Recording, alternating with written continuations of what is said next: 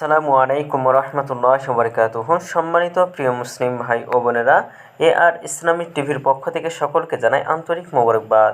আশা করি সকলে ভালো আছেন। আমি আলহামদুলিল্লাহ আল্লাহর রহমতে ভালো আছি। আজকে আপনাদের মাঝে আলোচনা করব জিব্রাইল আলাইহিস সালাম যে সাহাবীর মৃত্যুর খবর নিয়ে এসেছিলেন। চলুন আমরা ভিডিওতে সেটা জেনে নিই। সাদ বিন মুআজ রাদিয়াল্লাহু তাআলা আনহু ৩১ বছর বয়সে মদিনায় ইসলাম গ্রহণ করেন। তার ওসিলায় বনু আব্দুল আশহাল গোত্রের সব নারী পুরুষ ইসলাম গ্রহণ করেছে। তিনি বদর এবং উহুদ এবং খন্দকের যুদ্ধে অংশ নিয়েছেন। পঞ্চম হিজরিতে সংঘটিত খন্দকের যুদ্ধে শত্রু দলের হিব্বান ইবনে আরিকাহর নিক্ষিপ্ত একটি তীর তার দেহে বিদ্ধ হয়। আহত অবস্থায় তিনি মহান আল্লাহর কাছে এই মর্মে দোয়া করেন যে তিনি যেন তাকে বনু কুরাইজার বিচার পর্যন্ত হায়াত দান করেন, কারণ বনু কুরাইজা খন্দকের যুদ্ধে মুসলমানদের সঙ্গে চরম গাদ্দারি করে। মুসলমানদের সঙ্গে সম্পাদিত মৈত্রী চুক্তি ভঙ্গ করে মক্কার মুশরিকদের গোপনে সহায়তা করে। মহান আল্লাহ তার দোয়া কবুল করেন। দীর্ঘ ১ মাস তার ক্ষত ভালো হয়নি। খন্দকের যুদ্ধের পরপরই রাসূলুল্লাহ সাল্লাল্লাহু আলাইহি ওয়াসাল্লাম বনু কুরাইজার বিরুদ্ধে অভিযান চালান, তাদের দুর্গ অবরোধ করে রাখেন। অবশেষে তারা সাদ ইবনে মুআজ রাদিয়াল্লাহু তাআলা এর ফয়সালার উপর রাজি হয়ে দুর্গ থেকে বেরিয়ে আসে। তাদের ধারণা ছিল সাদ রাদিয়াল্লাহু তাআলা তাদের পক্ষে ইতিবাচক ফয়সালা করবেন, কেননা সাদ রাদিয়াল্লাহু তাআলা ছিলেন আউস গোত্রের নেতা।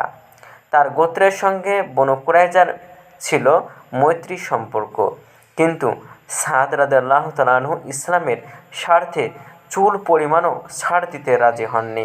অসুস্থ অবস্থায় তিনি মসজিদে নববীর অন্দরে একটি তাঁবুতে অবস্থান করছিলেন। রাসূলুল্লাহ সাল্লাল্লাহু আলাইহি সাল্লাম তাকে ময়দানে নিয়ে আসতে বলেন। বিশেষ ব্যবস্থাপনায় একটি ঘোড়ায় উঠিয়ে তাকে রাসূলুল্লাহ সাল্লাল্লাহু আলাইহি সাল্লামের কাছে আনা হয়। তার বাহন রাসূলুল্লাহ সাল্লাল্লাহু আলাইহি সাল্লাম এর তাঁবুর কাছাকাছি এলে তিনি আনসারদেরকে বলেন, তোমাদের নেতার সাহায্যের জন্য উঠো, তাকে বাহন থেকে সযত্নে নামিয়ে আনো। অতঃপর রাসূলুল্লাহ সাল্লাল্লাহু আলাইহি সাল্লাম তাকে বলেন যে এরা ইহুদিরা তোমার ফয়সালার ওপর রাজি হয়ে আত্মসমর্পণ করেছে। এরপর তিনি বনু কুরাইজার বিশ্বাসঘাতক যোদ্ধাদের হত্যার ফয়সালা করেন। নারী এবং শিশুদের দাস-দাসী বানানো এবং তাদের সম্পদ গনিমত হিসাবে জব্দ করার ফয়সালা দেন। রাসূলুল্লাহ সাল্লাল্লাহু আলাইহি সাল্লাম বলেন, তুমি আল্লাহর হুকুম অনুযায়ী ফয়সালা করেছ।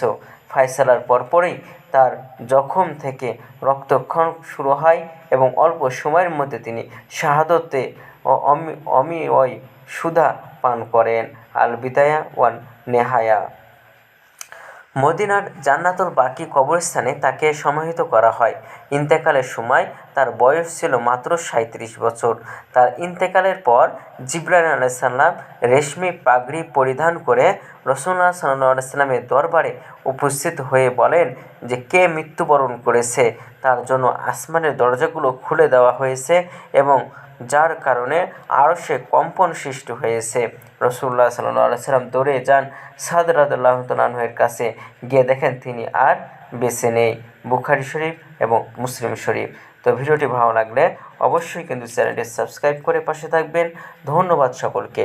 আসসালামু আলাইকুম ওয়া রাহমাতুল্লাহি ওয়া বারাকাতুহু।